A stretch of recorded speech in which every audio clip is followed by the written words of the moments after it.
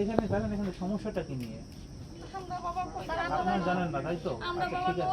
আচ্ছা ঠিক আছে, আচ্ছা ঠিক আছে বাবা, ঠিক আছে। আচ্ছা বাবা ঠিক আছে, আপনার এখন ঠান্ডা শান্ত হন, এটা কথা না না ঠিক আছে।